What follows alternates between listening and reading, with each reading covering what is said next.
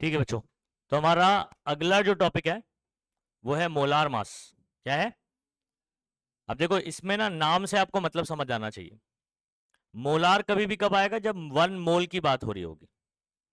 किसकी बात हो रही होगी? 1 मोल की बात होगी। अब मोल कॉन्सेप्ट में हमने सीखा है 1 मोल मतलब कितना नंबर होता है। Very good, 6.022 10⁻23। क्लियर है बात? अच्छा, जब आप किसी भी एलिमेंट की बात कर रहे हैं, किसी भी मॉलिक्यूल की बात कर रहे हैं, किसी भी एटम के बारे में बात कर रहे हैं, जब वो कितने होंगे? 1 मोल होंगे। कितने होंगे? तो 1 मोल होंगे, उसका मास निकालोगे। जो मास होगा उसको क्या बोलेंगे? Molar mass. तो मोलार मास किसका है? Mass of 1 mole of a substance. What is molar mass? तो कोई भी सब्सटेंस को कितना मोल होना चाहिए वो, और 1 मोल मतलब कितना नंबर होता है, आप सभी बच्चों को पता है। अच्छा, मैं थोड़ा सा एक एग्जांपल लेता हूं यहां पर। ठीक है, और जिस तरीके से हम लोग मोलिकुलर मास निकालते थे, जिस तरीके से फॉर्मूला मास निकालते थे, उसी तरीके से मोलार मास निकालना है, बस यूनिट का फर्क है। नंबर भी वही होंगे जो हम लोग पहले इस्तेमाल करते थे। मैंने जो स्टार्टिंग में 20 एलिमेंट्स के आपको याद कराया, कॉपर का याद कराया, वैसे ही सॉल्व करना है। वहां पर यूनिट क्या इस्तेमाल करते थे बताओ? यूनिफाइड। यहां पर हम लोग यूनिट इस्तेमाल करेंगे ग्राम पर मोल। यू की जगह क्या इस्तेमाल करेंगे? बाकी नंबर्स वही रहने वाला है, मैं आपको इसका फील बताता हूं बच्चों। जैसे मुझे बताओ, ऑक्सीजन का एटॉमिक मास कितना था? 16 था। इसका मोलार मास निकालूंगा वो भी 16 ही आएगा, बस यूनिट अलग होगा। कैसे? उसका फील देता हूं मैं अभी। ठीक है, ये जो नीचे एग्जांपल दिया है ना, बहुत बढ़िया है। लोग जो है ना इसको एक्सप्लेन नहीं करते एक्चुअल में। अच्छा, एक ऑक्सीजन का एटम है आपके पास, कितना? उसका यूनिफाइड में मास कितना होता है? 16 यूनिफाइड। एक ऑक्सीजन का मास है 16 यूनिफाइड। यूनिफाइड पर एटम मतलब एक एटम का मास। समझा? इसका क्या लिखा हुआ? यू पर एटम मतलब 16 यूनिफाइड पर एटम, यानी एक एटम ऑक्सीजन का मास है। ऐसे आपके पास कितने हैं? फॉर एग्जाम्पल 2 है तो इंटू टू, इंटू क्या करोगे? 2 करोगे। फॉर एग्जाम्पल 3 है, इंटू क्या करोगे? 3 करोगे। फॉर एग्जाम्पल ऐसे आपके पास 1 मोल है तो किससे मल्टीप्लाई करोगे? 1 मोल का नंबर कितना होता है? इतने एटम पर मोल। 1 मोल में इतने एटम होते हैं। इसका मतलब समझिए, इसका फील लीजिए आप इसका। 6.022 10⁻23 बहुत बड़ा ह्यूज नंबर है। ये 1 मोल की क्वांटिटी होती है, पता है ना? ओके, एटम पर मोल यानी 1 मोल में इतने एटम होंगे। ठीक है, मैं इसको इससे मल्टीप्लाई कर दूंगा। ठीक है, तो मुझे कितने ऑक्सीजन का मास मिल जाएगा यूनिफाइड में? अभी मैंने सिर्फ ये 16 एक का मास था। ठीक है, 1 मोल मतलब कितने नंबर होते हैं? इतने होते हैं। इससे मल्टीप्लाई कर दूंगा तो मुझे पता चल जाएगा 1 मोल ऑक्सीजन के मास पता चलेगा, लेकिन काय में? यूनिफाइड में, क्योंकि ये काय में दिया हुआ है? यूनिफाइड में। इतनी कहानी समझ आई यहां तक? अरे फॉर एग्जाम्पल मान लो ये एक, इसका मास कितना मान लो 50। कितना है? 50। और ऐसे 4 लोग बैठे सेम उसी की तरह आइडेंटिकल। ठीक है, तो अगर चारों का निकालना है तो आप क्या करोगे? बराबर मल्टीप्लाई का कॉन्सेप्ट इस्तेमाल करोगे ना। तो टोटल 4 लोग हैं तो 4 इंटू 50 कर दूंगा तो 200 आ जाएगा। तो मल्टीप्लाई का कॉन्सेप्ट समझ में आ रहा है? एक का मास है 16, 1 मोल नंबर कितना होता है? 6.022 10⁻23। तो उससे मल्टीप्लाई करूंगा तो मुझे कितना 1 मोल ऑक्सीजन का मास पता चल जाएगा। लेकिन सिर्फ इन दोनों को मल्टीप्लाई करके मुझे मास मिलेगा यूनिफाइड में। काय में मिलेगा? यूनिफाइड में मिलेगा। कैसे? मैं बताता हूं। 16 यूनिफाइड पर एटम है और ये एटम पर मोल है। तो यहां पर अगर आप देखोगे तो पूरा अगर दोनों का यूनिट लिखूं मैं, तो ये है एटम अपॉन मोल, और इसका जो यूनिट है वो क्या है? Unified upon atom. एटम से एटम क्या हो जाएगा? तो हमारा मास आया यूनिफाइड पर मोल, यानी 1 मोल का यूनिफाइड में मास आया। काय में आया? यूनिफाइड में। अब इसको हम लोग करते हैं ग्राम में कन्वर्ट करते हैं। किस में कन्वर्ट करते हैं? अच्छा, अब आपको बताना है, ठीक है, अब आपको क्या बताना है? थोड़ा सा ये रिकॉल करो। 1 AMU। अच्छा, AMU और यूनिफाइड सेम होता है कि नहीं? 1 AMU या 1 यूनिफाइड कितना ग्राम पढ़ रखा था हम लोग ने? 1.66 056 बराबर है, और 10⁻⁻24 ग्राम। केजी में भी बताया था मैंने, -27 कर देंगे। ठीक है, अब सुनो, 1 AMU या 1 यूनिफाइड या 1 डेल्टन इज इक्वल टू होता है 1.66056, ठीक है, और 10⁻⁻24 ग्राम। तो मैं U की जगह पर ये लिख सकता हूं, ऐसे भी कर सकता हूं मैं, या ये जो मल्टीप्लाई है उसमें फिर से एक बार दोबारा मल्टीप्लाई करूंगा, 1.66056 इंटू 10⁻⁻24। ये इतना ग्राम था ना एक यूनिफाइड का, याद करो, 1 यूनिफाइड इज इक्वल टू कितना ग्राम, 1.66056 सभी बच्चों को नंबर याद होगा ये। 1 यूनिफाइड या 1 AMU इज इक्वल टू कितना ग्राम था, 1.66056 10⁻⁻24 ग्राम एक यूनिफाइड का था, इसलिए लिखा ग्राम पर यूनिफाइड। क्या लिखा, ग्राम पर। अच्छा, फाइनल यूनिट क्या बचेगा अगर मैं तीनों को साथ में लिखूं तो, मतलब अभी ये इसको भी मल्टीप्लाई किया, इसको क्यों मल्टीप्लाई किया, ताकि यूनिफाइड से किसमें कन्वर्ट हो जाए, ग्राम में। अगर मैं सिर्फ इन दोनों को मल्टीप्लाई करता हूं तो आंसर यूनिफाइड में आएगा, यूनिफाइड पर मोल। और अगर मैं 1.66056 10⁻⁻24 ग्राम पर यूनिफाइड से मल्टीप्लाई करता हूं तो मुझे फाइनल आंसर किस में मिलेगा, वहां लिखा हुआ है देखो, ग्राम पर मोल में। कैसे मिल रहा है जरा इसको चेक करते हैं, इसको मैं मल्टीप्लाई करता हूं, इसका यूनिट क्या लिखा हम लोग ने, ग्राम एक यूनिफाइड का। ठीक है, तो आप गौर से देखोगे यहां पर, तो यू से यू क्या हो जा रहा है, कैंसिल हो जा रहा है, एटम से एटम कट हो जा, बच क्या जा रहा है, ग्राम पर मोल। तो फाइनल जो यूनिट निकल कर आ रहा है वो क्या आ रहा है, ग्राम पर मोल। अच्छा, अब बोलेंगे सर ये 3 नंबर मल्टीप्लाई करके वापस से 16 आ गया, ये कैसे हो गया। अब ये बहुत इंपॉर्टेंट है, ये बहुत इंपॉर्टेंट है। आप सुनिए, ये जो नंबर आप देख रहे हो ना बच्चों, ये नंबर, ये एक्चुअल में इस नंबर का रेसिप्रोकल है। क्या है, रेसिप्रोकल। रेसिप्रोकल समझ में आता है, मतलब इसका मैं एक स्टेप अगर फर्दर लिखना चाहूं जिससे हमको बहुत ही अच्छे से समझ में आ जाएगा, तो वो आपको मल्टीप्लाई करने की बिल्कुल भी जरूरत नहीं है। ठीक है, बस आपको पता होना चाहिए कि इसका रेसिप्रोकल क्या होता है। तो मैं इसको लिखूंगा 6.022 10⁻23, ठीक है, इनटू, अब ये यूनिट का मैंने सॉल्व करके क्या निकाल लिया, ग्राम पर मोल ना, यूनिट रहने दो, आप नंबर पे आ जाओ सिर्फ, 16। और ये जो नंबर है, ये इसका रेसिप्रोकल क्या होता है, इसका उल्टा यही नंबर होता है। इसको अगर जब कैलकुलेटर से सॉल्व करोगे आप, ठीक है, तो इसका अगर उल्टा करूंगा मैं, रेसिप्रोकल करूंगा, तो आपको आंसर आएगा, या मैं ऐसे बोलूं 1/6.022 10⁻23 करूंगा तो ये आ जाएगा आंसर, या इसका उल्टा करूंगा तो ये आ जाएगा, इसका उल्टा करूंगा तो ये आ जाएगा। तो मैं इसकी जगह क्या लिख सकता हूं, 1/6.022 10⁻23, ठीक है। अब मुझे बताओ, क्या ये नंबर पूरा का पूरा इसके साथ कैंसिल नहीं हो जाएगा, और बचेगा क्या, 16 बचेगा, और यूनिट हम लोग ऑलरेडी सॉल्व कर चुके हैं, ग्राम पर मोल। कंक्लूजन ये है बच्चों, कंक्लूजन क्या है सुनो, जब मैं एक ऑक्सीजन का एटम यूनिफाइड में बात कर रहा था तब भी 16 था, और जब मैं ग्राम पर मोल में बात करूंगा तब भी 16 आएगा।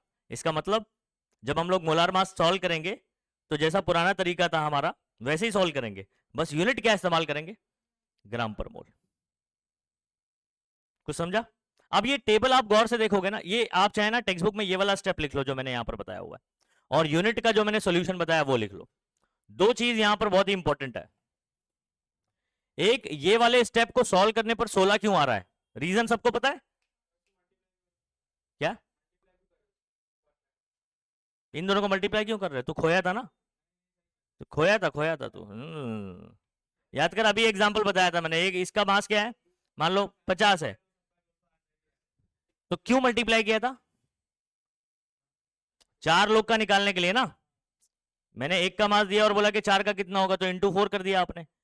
एक का मास है 16 यूनिफाइड, मुझे 1 मोल का चाहिए, मोलार मास मतलब 1 मोल का मास होता है, मोलार मास मतलब कितने का मास होता है, 1 मोल का नंबर कितना होता है, एवोगाड्रो नंबर 6.0, तो इसलिए इसको इससे मल्टीप्लाई किया।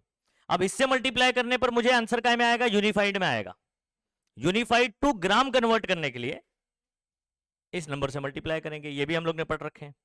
1 यूनिफाइड मतलब कितना ग्राम होता है, 1.66056 10⁻⁻24 ग्राम पर यूनिफाइड होता है, इसलिए इससे मल्टीप्लाई किया। कहानी समझ आ रही है। ये स्टेप लिख के रखिए, ये बहुत ही महत्वपूर्ण है, ये आपको कोई नहीं समझाने वाला कि ये ऐसा क्यों हुआ। ठीक है, तो बहुत ही इजीली आ जाता है, बस आपको पता होना चाहिए इसका रेसिप्रोकल यही होता है, एवोगाड्रो ही होता है। ठीक है, आप बोलो तो मैं कैलकुलेटर में करके बता दूं, लेकिन इसके लिए साइंटिफिक कैलकुलेटर लगेगा, तो 10 का पावर भी सॉल्व करना है ना। ये देखो, कोई देखना चाहता है, मैंने 1 डिवाइड बाय क्या किया हुआ है, 1 डिवाइड और ब्रैकेट में देखो क्या है, 1 डिवाइड और ब्रैकेट में क्या है, पढ़ो पहले, नीचे वाला आंसर मत देखो, ऊपर किया है 1 पॉइंट कितना आ रहा है, देखो 1 डिवाइड बाय 1.66056 10⁻24 को जब डिवाइड किया तो नीचे आंसर है 6.022 पूरा दिया हुआ है, और ई रेस टू दिया है ना, ई मतलब 10 का पावर है वो, ई 23 दिया मतलब 10 का पावर, समझ गए, कैमरे में दिखेगा कि नहीं,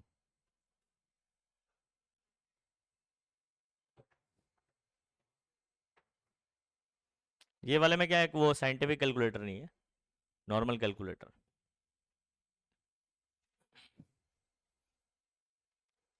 ठीक है बच्चों, कंक्लूजन क्या है, फाइनल कंक्लूजन, जिस तरीके से हम लोग मॉलिक्यूलर मास निकालते थे, फॉर्मूला मास निकालते थे, वैसे ही क्या करोगे, मोलार मास भी कैलकुलेशन वैसे ही चलेगा, बस आपको यूनिट का ख्याल रखना है। वहां पर यूनिट इस्तेमाल किया करते थे हम लोग यूनिफाइड, और जब इसको सॉल्व करेंगे तो यूनिट यूज करेंगे ग्राम पर मोल। क्या, हाँ, आप देखो जितना भी वो याद करो, टेबल में मैंने याद करवाया आपको, जैसे हाइड्रोजन का आप बोलते थे 1 यूनिफाइड, अब मोलार मास बोलेगे 1 ग्राम पर मोल, हेलियम का बोलते थे 4 यूनिफाइड, अब बोलेंगे 4 ग्राम पर मोल। समझ में आ गया कॉन्सेप्ट। अच्छा टेबल जरा गौर से देखेंगे, अभी मिटा दो उसको, लिख लिया सबने, ये बहुत ही इंपॉर्टेंट था, मल्टीप्लाई का भी कॉन्सेप्ट बताया कि क्यों मल्टीप्लाई करना चाहिए, तो सिंपल मैथ्स है,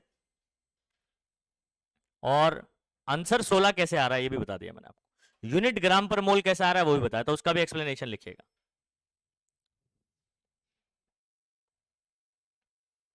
अच्छा अभी ये सारी चीजें कनेक्ट होंगी प्रीवियस जो हमारा नॉलेज था, अभी आपको पता ही नहीं है 1 मोल मतलब कितना होता है, तो फिर कहानी समझ नहीं आएगी, आपको पता ही नहीं है कि 1 AMU या 1 यूनिफाइड कितना ग्राम होता है, तो कहानी समझ नहीं आएगी। ठीक है, तो जिनका पहला लेक्चर है तो उनको अब सिर्फ हो सकता है मैथमेटिकल स्टेप समझ आ जाए, लेकिन कहानी अभी कनेक्ट नहीं कर पाओगे। ठीक है, उसके लिए आपको वीडियोस देखना पड़ेगा पुराने। आगे बढ़ जाए, नहीं कौन बोल,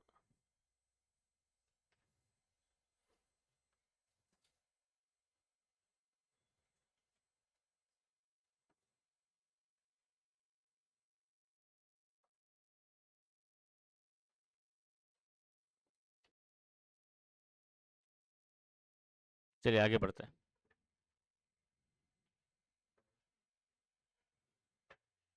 अच्छा इधर गौर से देखिएगा बच्चों, पहले एलिमेंट के बारे में बात कर लेते हैं, जैसे हाइड्रोजन की बात करते हैं, हाइड्रोजन का एटॉमिक मास यूनिफाइड में कैसा लिखा जाए, 1 यूनिफाइड, और देखो अभी मोलार मास क्या लिखा जाएगा, 1 ग्राम पर मोल, तो नंबर वही है, बस यूनिट बदला हुआ है। ठीक है, अच्छा कार्बन का एटॉमिक मास क्या होगा, 12 पढ़ रखा है हम लोग ने यूनिफाइड में, इधर भी 12 ही आएगा, बस यूनिट क्या हो जाएगा, ग्राम पर। क्यों ऐसा कन्वर्जन हो रहा है, मैंने आपको बताया कि नंबर वही रहता है, यूनिट बदल जाता है, कैलकुलेशन करके बताया ऑक्सीजन का एग्जाम्पल लेके। ऑक्सीजन का हमने इसको सॉल्व किया, तो 16 यूनिफाइड और 16 ग्राम पर मोल। अच्छा कोई अगर मैं मॉलिक्यूल की बात कर रहा हूं, फॉर एग्जांपल जैसे O2, ठीक है, तो O2 यानी 2 ऑक्सीजन है, तो उसका 32 बोलोगे ना आप, कितना बोलोगे बच्चों, 32 बोलेंगे, तो 32 यूनिफाइड है, उधर ग्राम पर मोल हो जाएगा। ठीक है, H2O का कितना होगा, 1 ऑक्सीजन का 18, 2 हाइड्रोजन का 2, सॉरी 16, और 2 इसका 18, तो 18 यूनिफाइड हो जाएगा, और वही ग्राम पर मोल में हो जाएगा। NaCl क्या क्या, सिमिलरली, इसका मतलब नहीं मालूम तुमको, अरे तो वो मिस्टेक है, वो सिमिलरली है, वो सिमिलर ही नहीं है, वो सिमिलरली है वो। ठीक है, NaCl 23 होता है, इसका 35.5, आपका कितना हो जाएगा, 58.5 हो जाएगा। सॉल्व भी किया हुआ ना इसको तो अपन ने, यूनिफाइड, और यही क्या हो जाएगा, ग्राम पर मोल। मतलब कहानी बहुत सिंपल है, जैसा पहले सॉल्व करते थे वैसे ही करना, बस यूनिट बदल देना है। कंक्लूजन यही है बच्चों। डेफिनेशन कर लेंगे, डेफिनेशन आपको समझ में आ रहा है, मोलार मास किसका मास होता है, 1 मोल ऑफ सब्सटेंस का होता है, किसका होता है, ओके, वेरी गुड। तो डेफिनेशन अगर आप ऊपर पैराग्राफ में देखेंगे, देखो मैं कभी भी ना पहले डायरेक्टली डेफिनेशन पे नहीं जाता हूं, पहले हमेशा एग्जांपल समझ लो आप, फिर डेफिनेशन अपने आप समझ में आ जाएगा। यहां पर देखो, the mass of 1 mole of a substance in gram, 1 mole का मास ग्राम में, इसलिए यूनिट लिख रहे हैं ग्राम पर मोल, ग्राम में आएगा आंसर 1 मोल का। 1 mole of a substance, mass of 1 mole of a substance in gram is called its molar mass. हो गया डेफिनेशन। अच्छा, और एक चीज, ये पॉइंट भी आपको समझ में आएगा बहुत ही आसानी से। मोलार मास किसी भी एलिमेंट का ग्राम में किसके बराबर आता है? नंबर में, नंबर याद है, नंबर एकदम बराबर होता था, numerically equal to atomic mass of that element in unified. Unified में उसका जो नंबर होगा वही ग्राम पर मोल में भी होगा। यूनिफाइड में 12 बोल रहे हो कार्बन का, तो मोलार मास भी क्या रहेगा ग्राम में? 12 ही रहने वाला है। तो न्यूमेरिकली नंबर बराबर होते हैं। हाँ, यूनिट के हिसाब से दोनों इक्वल नहीं है। अगर यूनिफाइड में बोल रहा हूं तो जैसे फॉर एग्जांपल हाइड्रोजन का 1 यूनिफाइड बोलता हूं तो ये 1 हाइड्रोजन का मास है। कितने का? 1 हाइड्रोजन का मास है। और अगर मैं आपको बोलता हूं 1 ग्राम पर मोल, तो ये 1 मोल का मास है ग्राम में। कहानी आपको समझ आना चाहिए। 1 यूनिफाइड बोलूंगा तो कितने का मास है? सिर्फ 1 हाइड्रोजन का। कितने का? 1 हाइड्रोजन का। अगर मैं बोलूं 1 ग्राम पर मोल, मतलब 1 मोल हाइड्रोजन का मास है ग्राम में। काय में? ग्राम में। क्लियर हो रही कहानी? ठीक है, ये फिजिकल केमिस्ट्री है, इसमें आपको यही सब कैलकुलेशन समझ में आना चाहिए। और आसान हो जाती चीजें जब आपको पूरा इन डेप्थ नॉलेज रहेगा। न्यूमेरिकल अपन एक साथ करेंगे पूरा, ठीक है। तो अभी नेक्स्ट है बच्चों, बस हमारा चैप्टर खत्म ही हो गया, ये लास्ट टॉपिक।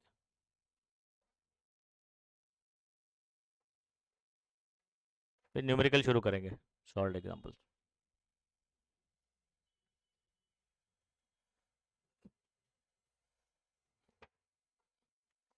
अच्छा सुनो, मैं आपको ना नंबर ऑफ मोल का एक फॉर्मूला बताता हूं, जो कि आप ना यहां पर नोट करके रखें, ठीक है। ये न्यूमेरिकल में अपने को यूज होता है। अब क्योंकि मोलार मास वाला टॉपिक कंप्लीट हो चुका है, तो मैं आपको एक नंबर ऑफ मोल का फॉर्मूला इंट्रोड्यूस करना चाहता हूं, ठीक है। इसको आप लिख के रखिएगा, n is equal to W by M. क्या? What is n?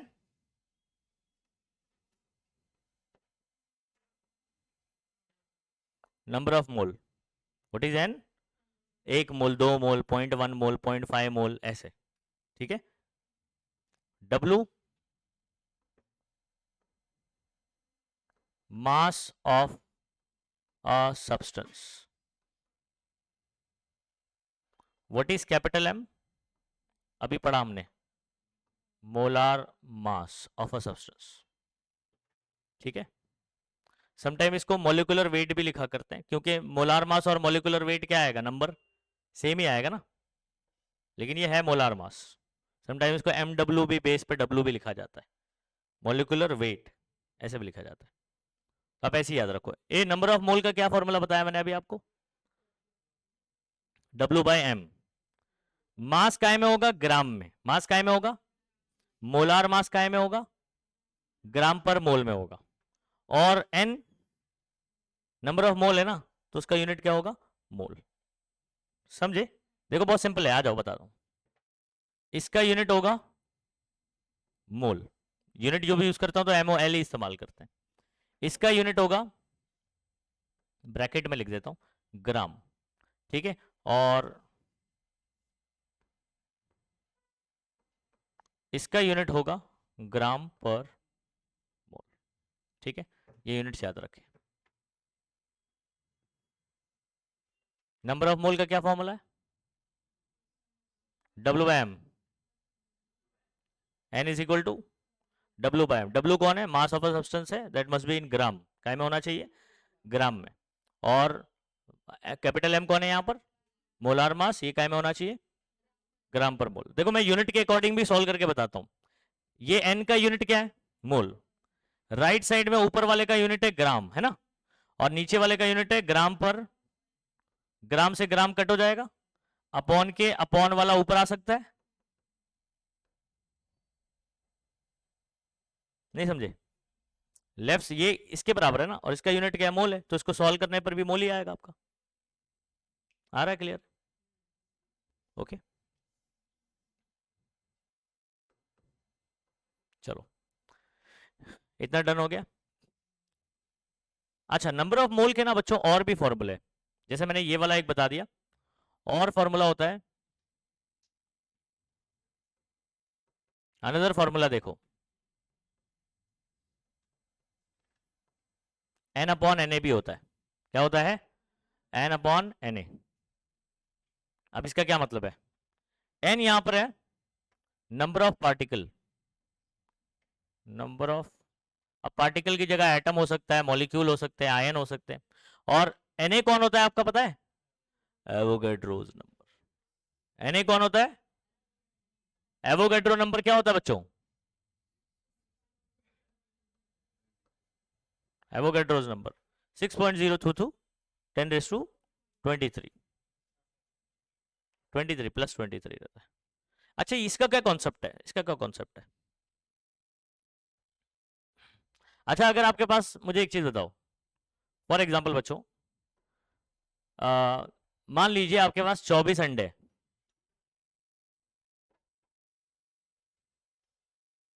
क्या हुआ, कौन है,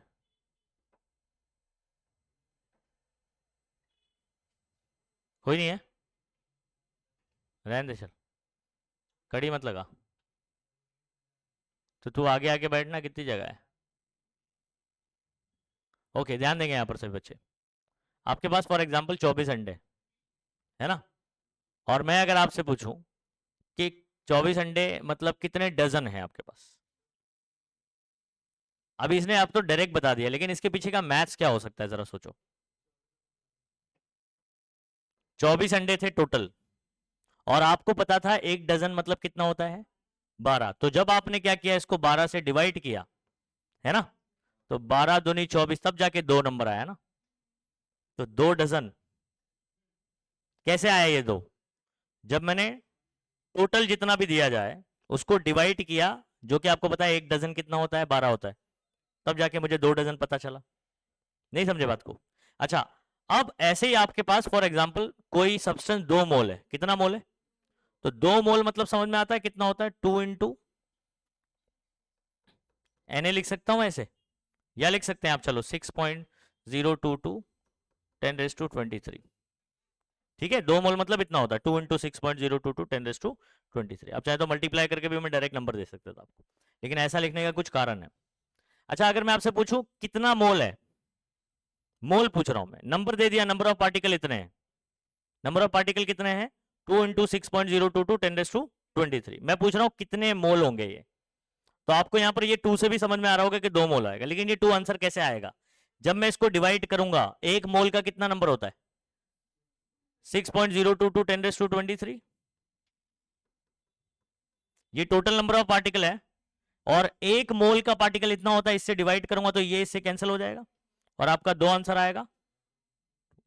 तो नंबर ऑफ मोल का और फॉर्मूला क्या हो सकता है, total number of particle divided by Avogadro's number, total number of particle divided by Avogadro's number, तो एक नंबर ऑफ मोल का ये फॉर्मूला हो गया। एक और तीसरा आप करने जा रहे हैं जो हमारा लास्ट टॉपिक है, मैंने एन का क्यों बताया, क्योंकि हमारे लाइन वाइज एन के फॉर्मुलेज याद करने, एक W/M याद करो, एक N अपॉन Na याद रखो, ठीक है, एक हम लोग अभी याद करने वाले हैं वॉल्यूम के फॉर्म में। तो अगर किसी गैस की बात चल रही है, किसकी बात चल रही है, गैस की बात चल रही है, तो इन दोनों फॉर्मूले में से आप कौन, अगर उसका वॉल्यूम वगैरह गिवन है, तो सबसे आसान जो तरीका होता है, ये मिटा दो, सिर्फ फॉर्मूला नोट करके रखो बच्चों, जो बता रहा हूं मैं,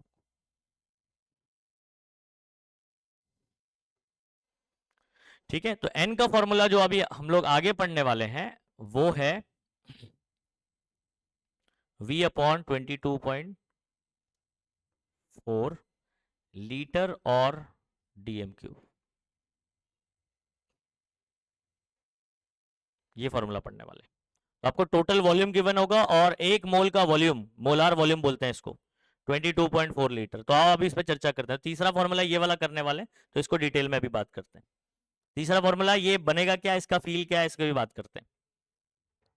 ठीक है, फिलहाल आप चाहें तो यहाँ पर नोट कर सकते हैं, तीनों फॉर्मूला एक साथ याद करेंगे। अच्छा, इस फॉर्मूले को समझने के पहले ना आपको समझना पड़ेगा मोलार वॉल्यूम। कौन सा वॉल्यूम? Molar volume. अच्छा मुझे बताओ मोलार मास क्या था? What is molar mass? एक मोल ऑफ सब्सटेंस का मास ग्राम में, बराबर ना? सही है। अच्छा, मोलार वॉल्यूम अगर बोल रहा हूं तो कनेक्ट करो। हाँ, एक मोल सब्सटेंस का वॉल्यूम। नहीं समझे? मोलार वॉल्यूम, जब भी मोलार वर्ड आएगा तो एक मोल की बात चल रही है। मोलार वॉल्यूम बोला तो एक मोल का वॉल्यूम, मोलार मास बोला तो एक मोल का मास। आई बात समझ में? अच्छा, जब भी किसी गैस का, याद रखो ये जो तीसरा फॉर्मूला मैंने आपको बताया, this is applicable only for gaseous substance. किसके लिए? तो गैस फॉर्म में होना चाहिए वो, तब आप वॉल्यूम वाला फॉर्मूला यूज करोगे। सुनो, अब यहां पर अपन बात करेंगे एसटीपी की भी, यहां पर बात करेंगे स्टैंडर्ड टेम्परेचर प्रेशर। देखो यहां पर ये जरा इसका ना फुल फॉर्म देख लो, इस पे भी सवाल आपको आ सकता है। What is STP? What is STP? STP, STP का फुल फॉर्म है स्टैंडर्ड टेम्परेचर प्रेशर। ठीक है, अब स्टैंडर्ड टेम्परेचर कुछ डिफाइंड होगा ना, तो कितना टेम्परेचर को स्टैंडर्ड टेम्परेचर कहा जाता है और कितने प्रेशर को स्टैंडर्ड प्रेशर कहा जाता है, तो वो आपको याद रखना है। स्टैंडर्ड टेम्परेचर होता है 0 डिग्री सेल्सियस। कितना? 0 degree Celsius, which is the freezing point of water, और you can say melting point of ice. Ice इतने पे पिघलेगा, पानी इतने पे फ्रीज होगा, मालूम है कि नहीं मालूम है? फ्रीजिंग पॉइंट और मेल्टिंग पॉइंट क्या होता है? सेम ही होता है, 0 डिग्री सेल्सियस फॉर वाटर, बराबर। अच्छा, 0 डिग्री सेल्सियस केल्विन में कौन बताएगा कितना होगा? इसका फॉर्मूला किया हुआ है अपन ने। Very good, 273 point. याद करते हैं, हमारे पास फॉर्मूला था K is equal two degree Celsius plus 273.15। मैं अगर बोलूं कि डिग्री सेल्सियस आपका कितना है, 0 डिग्री सेल्सियस है, तो 0 लिख देते हैं यहां पर। डिग्री सेल्सियस आपका 0 है प्लस 273.15। बच्चों 0 प्लस करना है तो सबको आता ही है, 0 प्लस समथिंग है तो यही बचने वाला है, तो आंसर आएगा 273.15 केल्विन। तो ये लिख के रखेंगे कि 0 डिग्री मतलब कितना केल्विन होता है, तो इधर पे लिख के रखो 273.15 केल्विन। अच्छा, प्रेशर, स्टैंडर्ड प्रेशर कितना लिया जाता है बच्चों? ठीक है, हालांकि ये चेंज हो गया है, ये बात अभी टेक्स्ट बुक में बाद में आएगा, 1 बार जो है ना ले लिया गया, लेकिन अभी जो है अपने को वही पढ़ना है पुराने हिसाब से। तो स्टैंडर्ड प्रेशर कितना होगा? 1 ATM। ATM मतलब क्या होता है? Atmospheric pressure. एटमॉस्फेयर का प्रेशर, हमारे ऊपर जो एटमॉस्फेयर, एटमॉस्फेयर समझ आता है आपको? ठीक है, अब जिन बच्चों को एटमॉस्फेयर नहीं समझ आता है, सुनो यहाँ पर क्या बताता हूँ। दिस इज योर अर्थ बच्चों। ठीक है, तो अर्थ के ऊपर ना हमारे पास एयर का लेयर्स है। एयर की क्या है? डिफरेंट डिफरेंट लेयर्स है। समझ आ रहा है? और हम लोग कहां पर है? उस लेयर के एकदम बॉटम में, हम यहां खड़े हैं, और ये एयर हमारे ऊपर है, एयर का लेयर ऐसे पूरा एयर को, एयर ने जो है वो अर्थ को कवर करके रखा हुआ है, तो उसके एकदम बॉटम में, तो एयर का हमारे ऊपर क्या है? प्रेशर है। क्या है? जैसे पानी के अंदर जाओगे तो पानी का प्रेशर आपके ऊपर होगा, तो अभी एयर के अंदर है हम लोग, एकदम बॉटम पर है, तो अभी किसका प्रेशर होगा हमारे ऊपर? तो जब समुद्र के लेवल पे बात करते हैं, सी लेवल पे, समुद्र के लेवल पे जो हमारे ऊपर प्रेशर होता है वो कितना होता है? 1 ATM। कितना होता है? 1 ATM। याद रहेगा। 1 एटमॉस्फेरिक प्रेशर क्या है?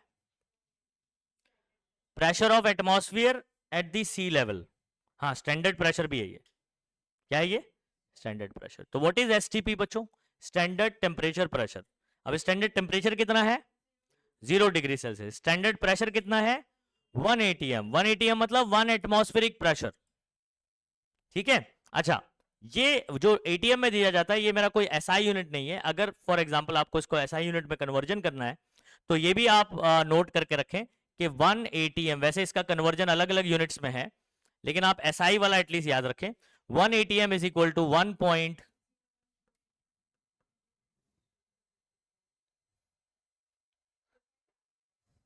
1.013 into 10⁵ newton per metre square, और you can say pascal. PA यानी क्या होता है? पास्कल।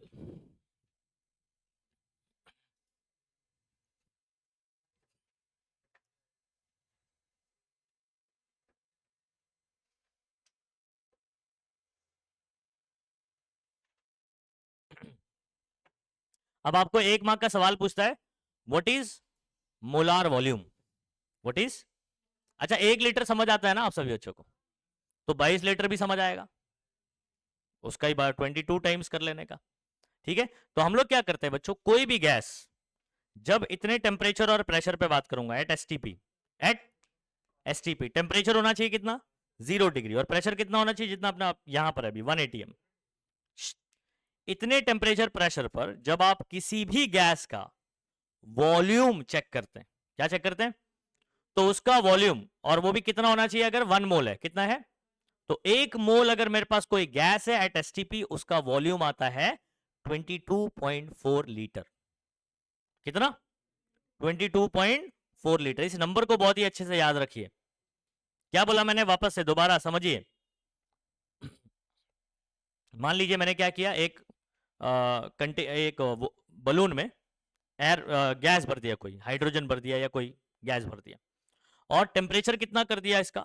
0 डिग्री, और प्रेशर कितना है हमारा? जो 180 एम प्रेशर है।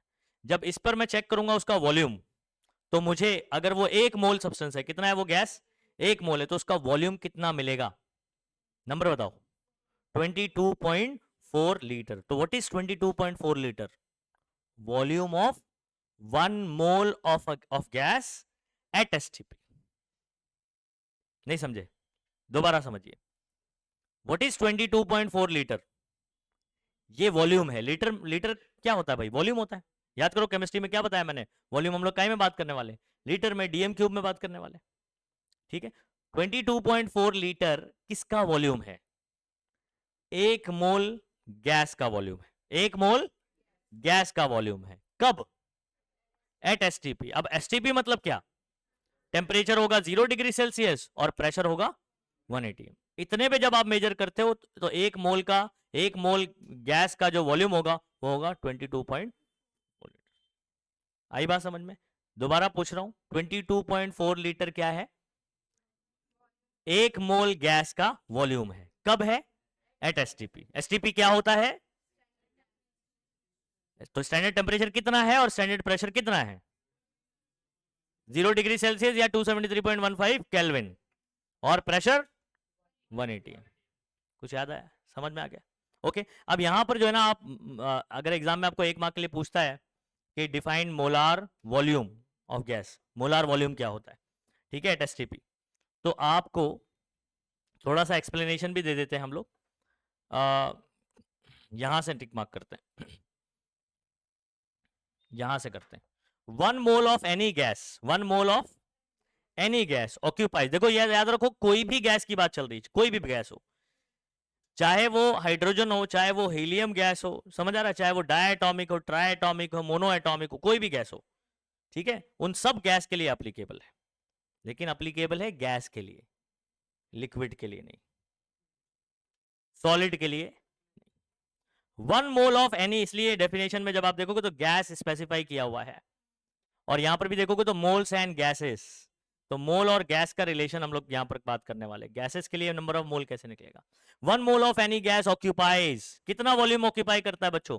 22.4 डीएम क्यूब। और देखो ये यूनिट किसी को समझ नहीं आता है तो इसकी जगह आप लीटर भी लिख सकते हो, दोनों बराबर बराबर होते हैं। तो लीटर अपने को समझ आता है क्योंकि डे टू डे लाइफ में आप यूज करते हो। ठीक है, आधा लीटर दूध लेकर आ, 1 लीटर दूध लेकर आ, बराबर। Okay, at STP, standard temperature and pressure, temperature और प्रेशर बता दिया कितना। The volume 22.4 litre at STP is known as molar volume of. अच्छा, ये पूरे में ना इधर थोड़ा एक्सप्लेनेशन दे दिया आपने, ठीक है। फॉर एग्जांपल 1 मार्क के लिए सिर्फ सवाल आता है, 2 मार्क के लिए आया तो इतना लिखिए आप। फॉर एग्जांपल 1 मार्क के लिए आता है तो आप सिर्फ इतना भी लिखें तब भी चल जाता है। The volume 22.4 litre at STP is known as molar volume of a gas. बोलो समझ आया? नहीं आ रहा है? नंबर याद रखना बहुत जरूरी है। 1 मोल गैस का वॉल्यूम एट एसटीपी बताओ। 22.4 लीटर और डीएम क्यूब, दोनों यूनिट याद रखें क्योंकि क्वेश्चन में कभी लीटर दे देता है, कभी डीएम क्यूब दे देता है, तो आपको ध्यान रखना दोनों बराबर होते हैं। ये प्रीवियस लेक्चर में मैंने बताया क्यों बराबर होते हैं। ठीक है, अब आगे की कहानी।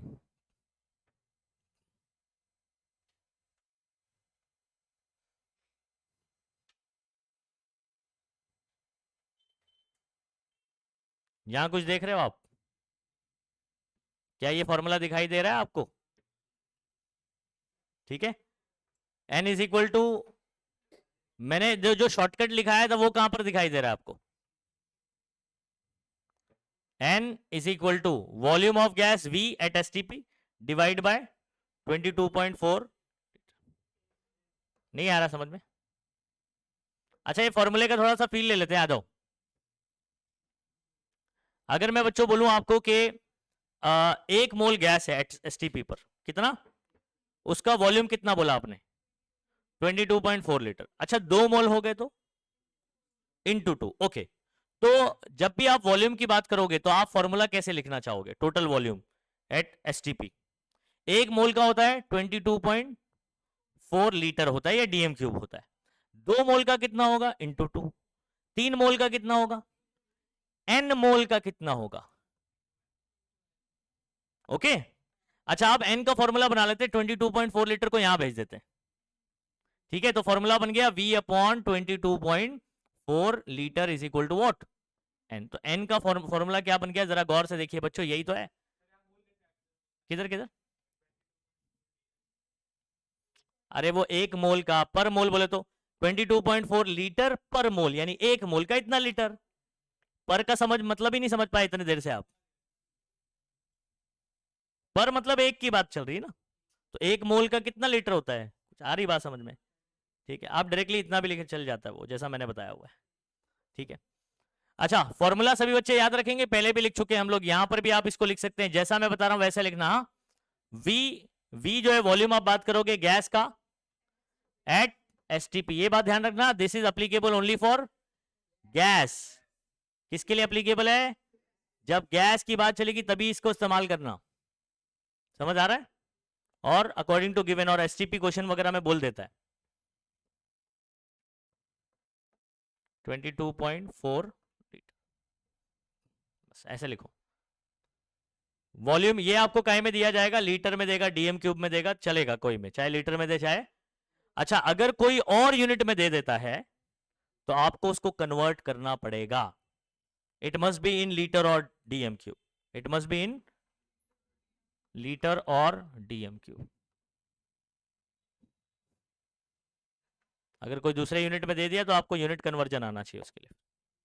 ठीक है, अच्छा इतना समझ में आ गया सभी बच्चों को? अच्छा इधर देखो क्या लिखा हुआ है, जरा गौर से देखना ये चीज।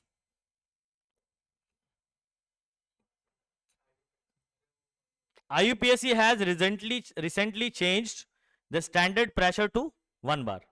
रिसेंटली उन्होंने चेंज किया 1 ATM नहीं, कितना प्रेशर हो गया स्टैंडर्ड ले लिया? 1 बार। तो उसके अकॉर्डिंग जब हम लोग सॉल्व करते हैं तो वॉल्यूम जो है वो 22.4 नहीं मिलता है, कितना मिलता है? 22.71 मिलता है। ये सिर्फ जनरल नॉलेज के लिए आप करो, सॉल्व आप पुराने तरीके से करोगे।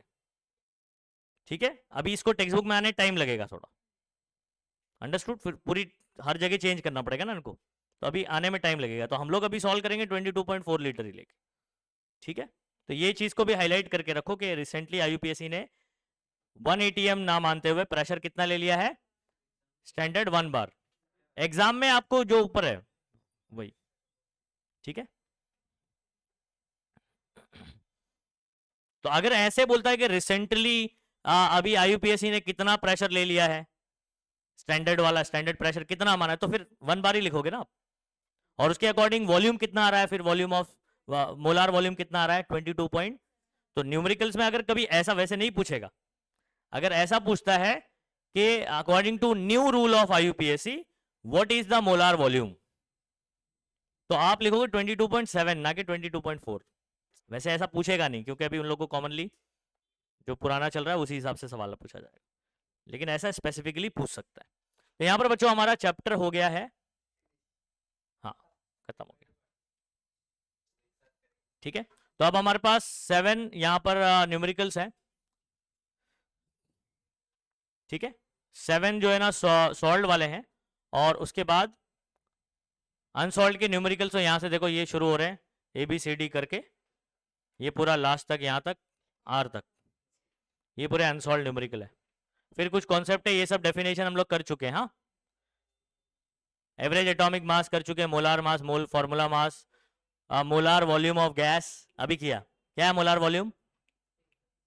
22.4 जो हमने पढ़ा वो IUPAC के अकॉर्डिंग जो चेंज हुआ वो नहीं। मैटर के टाइप्स नहीं पढ़ा शुरुआत में, टाइप्स ऑफ मैटर क्या क्या है शुरुआत में। उसके अलावा आपने क्या नाम है, मैटर के जो टाइप्स आपने चैप्टर में पढ़े हैं, प्योर सब्सटेंसेस, मिक्सचर्स। हाँ, फिर प्योर सब्सटेंस में जब हम लोग बात करते हैं, हाँ समझ आ रहा है, वैसे वैसे वैसे। ठीक है, on the basis of chemical composition की बात कर रहा है। ठीक है, तो ये सब करना है अभी अपने को। तो चैप्टर जो है ना वैसे थियोरेटिकली खत्म हो चुका है, तो इसमें न्यूमेरिकल्स अपने बच गए। फिर ये सब जो MCQ है ये भी इसमें बहुत सारे न्यूमेरिकल्स वाले हैं, और ये सब आते हैं आपको एग्जाम में। हाँ, ये सब आते हैं। इसमें जो थियोरेटिकल है ये सब कर सकते हो आप, जैसे ये वाला मैंने आपको एग्जाम में पूछ चुका हूँ, ये वाला भी पूछ चुका हूँ, है ना। ठीक है, देखते हैं ये वाला MCQ कोई बता सकता है क्या? अपन MCQ अलग से डिस्कस कर लेंगे। ये मेरी से इसको एक रिएक्शन दिया हुआ है, नाइट्रोजन गैस होता है बच्चों, हाइड्रोजन भी गैस होता है, अमोनिया भी क्या होता है, गैस, और ये बैलेंस्ड है। ठीक है, कौन बताएगा इसका कौन सा ऑप्शन सही होना चाहिए? हाँ, क्या क्या दिया है देखो, the ratio by volume, the ratio by volume of nitrogen, hydrogen and ammonia 1:3। तो इधर पे कितना है 1, इधर कितना है 3, इधर कितना है, याद करो ऐसा किस में पढ़ते थे, कौन से? Very good, Gay Lussac's law of gaseous volume, D option. हाँ, न्यूमेरिकल आसान होते हैं, बस थोड़ा सा जो है ना अपने को बैकग्राउंड क्लियर रहना चाहिए। ठीक है, तो अभी यहां पर चैप्टर खत्म हो गया।